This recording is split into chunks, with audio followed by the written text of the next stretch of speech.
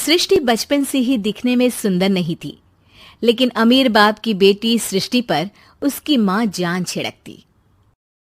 मेरी बेटी कितनी प्यारी है, भगवान सबको सृष्टि जैसी बेटी दे।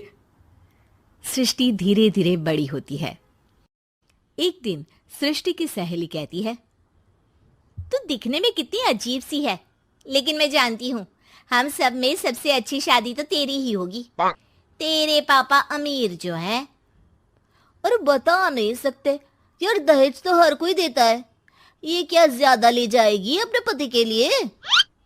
अरे बड़े शहर में कोठी है इसके पापा की।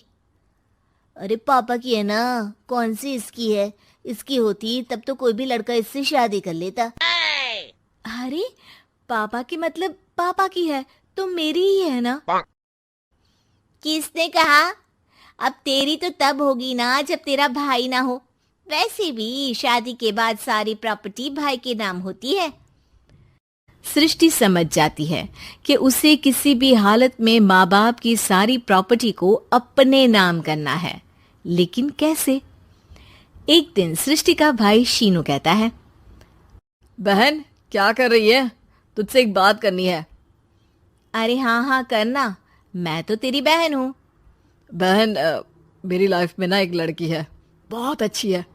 मैं सोच रहा हूँ माँ और पापा से बात करूँ शादी के लिए। सृष्टि को समझ में आ जाता है कि भाई की शादी होते ही भाभी उसे एक दिन भी घर में बर्दाश्त नहीं करेगी। क्या बात है भाई, बताना कौन है वो? यार वो बहुत अच्छी लड़की है, पढ़ी लिखी है, मेरे साथ जॉब भी करती है। बस एक प्रॉब्लम है। प्रॉब्लम? क्या प्रॉब्लम है भाई? यार वो शादीशुदा है, लेकिन उसके पति ने उसे सिर्फ इसलिए छोड़ दिया क्योंकि उसके माँ बाप दहेज नहीं दे पाए। सृष्टि ये सुनकर न जाने क्यों खुश हो जाती है। अरे भाई तो क्या हुआ, लड़की तुझे तो पसंद है ना? शीनू को लगता है कि बहन उसे समझ रही है।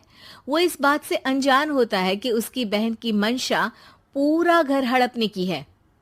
सृष्टि अपनी माँ से कहती है, मम्मी मुझे तो बहुत चिंता है, पता है शीनू क्या कर रहा है? अरे क्या कर रहा है, वो तो काम पर जाता है और वापस घर आता है। नहीं ना माँ, वो यही तो नहीं कर रहा, बाकी सब कर रहा है। आपको पता है उससे प्यार है, और वो भी एक शादीशुदा लड़की से। ये क्या हो गया, मैं सोसाइटी में क्या मुंह दिखाऊंगी? अरे तेरे पापा तो यही कहेंगे कि मैंने ही उसे बिगाड़ दिया है। माँ देखो, मेरी बात मानो, पापा पर भी विश्वास करने की जरूरत नहीं है। अब आप ही बताओ, पापा इतनी देर घर के बाहर रहते हैं क्यों, बोलो? अरे बेटा वो तो नौकरी करते हैं ना। तू बहुत भोली है माँ, पापा का ऑफिस तो 7 बजे खत्म हो जाता है, लेकिन देखो कितनी देर से आते हैं। अरे नहीं नहीं बेटा, ऐसी कोई बात नहीं है। सृष्टि माँ को एक औरत से बात करते पिता की फोटो दिखाती है। देखो माँ कैसे हैं पापा, मैं ना कहती थी कि पापा सही नहीं है। मैं तेरे पापा से बात करूंगी, दे फोटो मुझे। ओ माँ, वो तो डिलीट हो गई। लेकिन चल, तूने तो देख लिया ना, पापा से बाद में बात कर लेना, और हाँ मेरा नाम बिल्कुल मत लेना। हाँ माँ। अब क्या था, सृष्टि के माँ और पिता के बीच झगड़ा होना शुरू हो जाता है। सृष्टि के मन में क्या चल रहा था कोई नहीं जानता था। एक दिन, माँ सृष्टि के लिए एक लड़का देखा है, वो लोग शाम को उसे देखने आने वाले हैं। और हाँ माँ, एक खुशखबरी, मैं और पापा मिलकर एक नया बिजनेस ट्राई कर रहे हैं। शाम को लड़का आता है, सांवले रंग का। सृष्टि को तो बिल्कुल भी पसंद नहीं आता।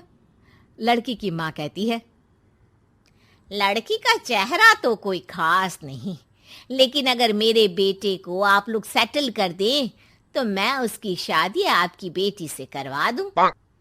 सृष्टि को लड़का बिल्कुल पसंद नहीं था। उसे भाई पर गुस्सा आ जाता है। लड़के वालों के जाने के बाद कहती है, माँ देखा शीनू मेरे लिए कैसा लड़का लेकर आया, न दिखाने लायक न सुनने लायक, सेटल भी नहीं, वो भी हम करे। अरे माँ, मैं जानती हूँ ये मेरी शादी किसी भी घर में क्यों करवाना चाहता है। अरे कैसी बात कर रही है बहन? तूने तो देखा ना, लड़के को मैंने ही मना कर दिया तुझसे शादी के लिए। जिसने लड़का बताया था उसने उसकी बहुत तारीफ की थी। बात आई गई हो जाती है, लेकिन सृष्टि का मन शांत नहीं होता। क्या करूं, कुछ समझ में नहीं आ रहा। मेरी शादी हो गई तो ये लोग पूरी प्रॉपर्टी शीनू के नाम कर देंगे, मेरे हाथ तो कुछ लगेगा ही नहीं। तभी सृष्टि को आइडिया आता है। वो किसी वकील को फोन करती है। जी देखिए, अगर आपके मम्मी पापा का तलाक हो जाता है तो आपके पिता की आधी प्रॉपर्टी आपकी माँ के नाम हो जाएगी, फिर उसे वो किसी को भी दे सकती है। सृष्टि अब माँ को बेटे के खिलाफ भरती है। माँ, शीनू पर नजर रखा करो, वो जिस लड़की के प्यार में है ना वो शादीशुदा है। यहाँ आएगी, सारा पैसा रुपया जमीन जायदाद सब हड़प लेगी। पापा का भी हाल तुमसे छुपा नहीं है। ऐसा ना हो कि मैं और आप एक दिन सड़क पर भीख मांगे। हे भगवान, मैं तो जीते जी मर जाऊंगी अगर ऐसा हो गया तो। ऐसा हो गया नहीं माँ, ऐसा ही होगा। अभी समय है, आगे का सोच लो। मैं तो कहती हूँ पापा से आधी प्रॉपर्टी लेकर अलग हो जाओ। पापा की आधी प्रॉपर्टी भी हम लोगों को अगर मिल जाती है ना तो अगले 7 जन्म सफल समझो। बेचारी माँ बेटी के कहने पर पति से तलाक लेकर अलग हो जाती है। सृष्टि अब पैसों से गाड़ी और अपने दूसरे महंगे शौक पूरे करने लगी। उसके दोस्त भी उसके पैसे इस्तेमाल करते। सृष्टि, कल तुम कहाँ थी? मैं सारा दिन घर पर अकेली थी। तो मैं क्या करूं? मैंने ठेका तो नहीं लिया है ना तुम्हें संभालने का। माँ को सृष्टि से ये उम्मीद नहीं थी। वो बैठकर रोने लगती है। वहीं उसका पति यानी कि सृष्टि के पिता आ जाते हैं। मैं जानता था कि तुम्हारा यही हाल होगा, तो आपने मुझे रोका क्यों नहीं? मैं रोकता तो तुम रुकती क्या? सृष्टि के कहने पर तुमने मुझ पर अपने बेटे पर शक किया, लेकिन तुम ये भूल गई कि कैसे हम दोनों ने मिलकर जीवन में इतना सब खड़ा किया। माँ पति के गले लग जाती है। मुझे माफ कर दीजिए, मैंने आपकी कमाई का एक बड़ा हिस्सा गवा दिया। कोई बात नहीं, तुम साथ हो तो मैं ऐसी 7 प्रॉपर्टी खड़ी कर दूंगा। तभी वहां सृष्टि आ जाती है रोते हुए। माँ, मयंक ने मुझे छोड़ दिया। वो बोल रहा था जब तक मेरे पास पैसे थे तब तक ही वो मेरे साथ था। पापा, माँ, मुझे माफ कर दीजिए।